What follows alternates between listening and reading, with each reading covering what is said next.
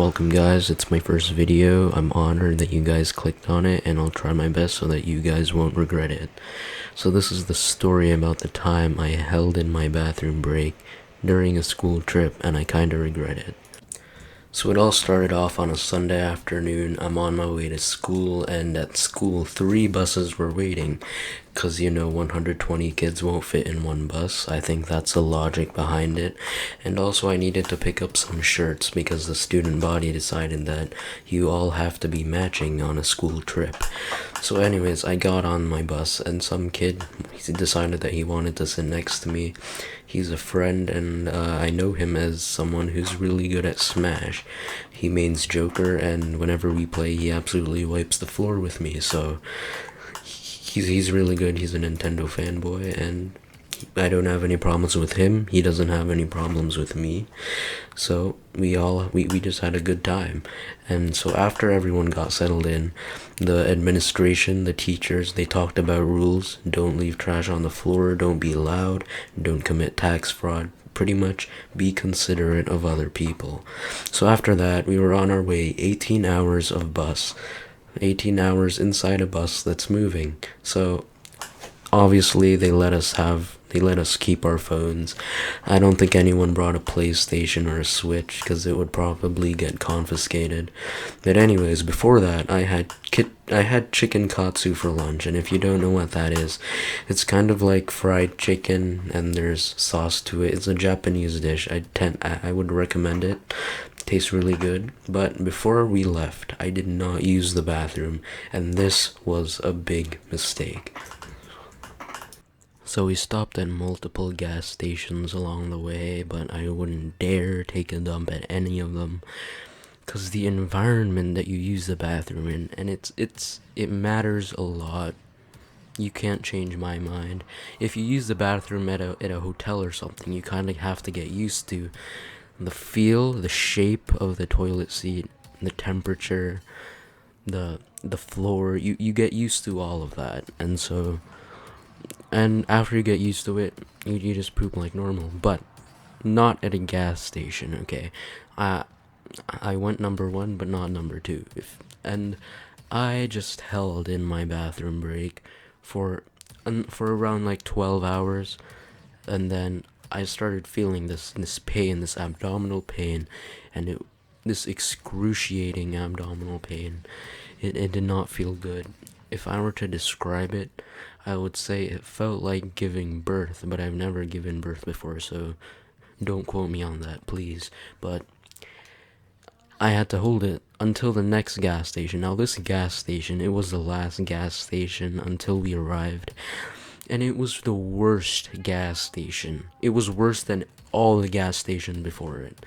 So I kind of regret not using the one before it, but what am I gonna do now? So I went out of the bus to take a shit, and turns out you need to pay for the toilets.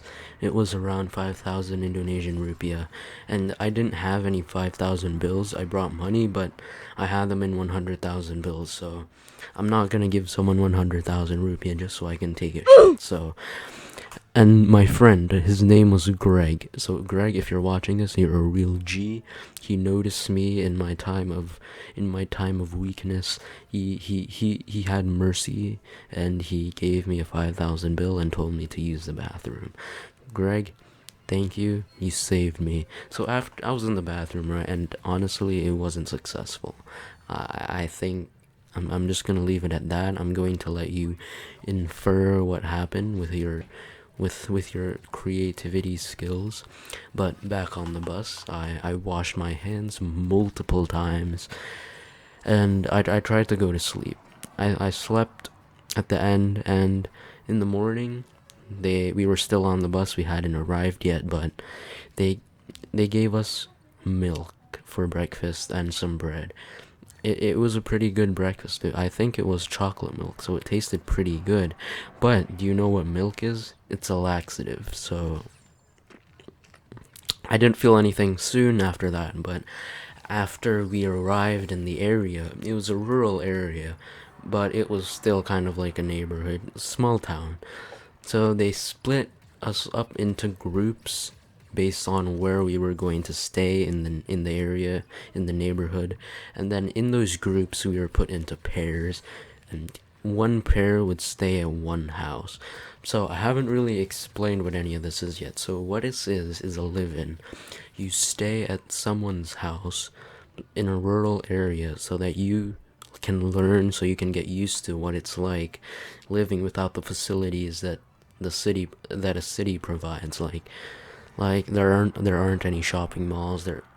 There are small shops, but no malls. No, like there are no Walmarts, obviously, but you get what I'm saying. These are people who are used to staying in the city, people who are pretty fortunate. And now we're staying in a rural area, help out with farming. Pretty much, you get what I'm going for. And so the family I was staying with, they were pretty chill. The dad was a teacher, the mom stayed at home. The son, he was a Naruto fan, so absolute Giga Chad. And they had a daughter who was in preschool. So me and my boy Albert, we were part of a pair, and we're supposed to help out the family.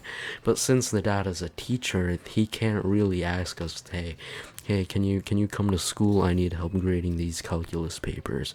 No, he can't say that, because first of all, we're in 8th grade. We don't even know how to spell the word cat. But anyways, so we just played in the yard, played soccer, played volleyball with other groups who also were free at the time. I know someone actually on the first day had to help plant rice, and that's not it's a pretty messy job. So I was pretty fortunate. But anyway, for dinner, we had these instant noodles called Indomie, Indomie is the most unhealthy instant food you could probably eat, but it tastes so good, it makes you forget that you just consumed literal poison. So after that, now, I just want to remind you guys, I haven't used the bathroom. I haven't used I haven't had a good bathroom break in over 19 hours. I just had milk and I just had instant noodles. But here's the thing, I went to sleep, and so I didn't use the bathroom. And then tomorrow morning and the next day, you know what happens the next day. I went to the bathroom, I had to run. We were in the middle of an activity where we had to walk around the neighborhood, and I felt it coming. And then I tried holding it in, saying, okay, we're almost done here. And then it hit me like, you can't hold it in anymore. So I sprinted back to the house, and I probably had the meanest shit I've taken during my entire life. I'm not gonna go too into detail. I'm going to let you use the power of your imagination. But anyways, after that, we were already done with whatever we needed to do, and then we went on a hike. And on that hike, we went out into the rice fields. It was pretty hot, but I'm not gonna complain. We went into like a very foresty area, and there were so many mosquitoes, and I was fat at the time, and apparently mosquitoes are attracted to people who have a lot of blood sugar. I'm not sure if that's a myth or not, don't quote me on it, but no, I was getting bit by a lot of mosquitoes. And then I remember something very strange happened on this hike. So the guide, he picked up a piece of cow shit, and he tried to get us to hold it, saying, "Oh man, this is the gift of life. This is what fertilizes our vegetables." No, dude. I'm not touching that. Whatever it is, it's still a piece of shit. You can cover it in gold. You can layer it in gold, but it's still a piece of shit, and I'm not gonna touch it. That's what happened on the tour, and we had to walk all the way back. After that, we had free time, and I was very tired. Another thing we did was we practiced traditional dances that we were going to perform in front of other students on the last day of the live-in.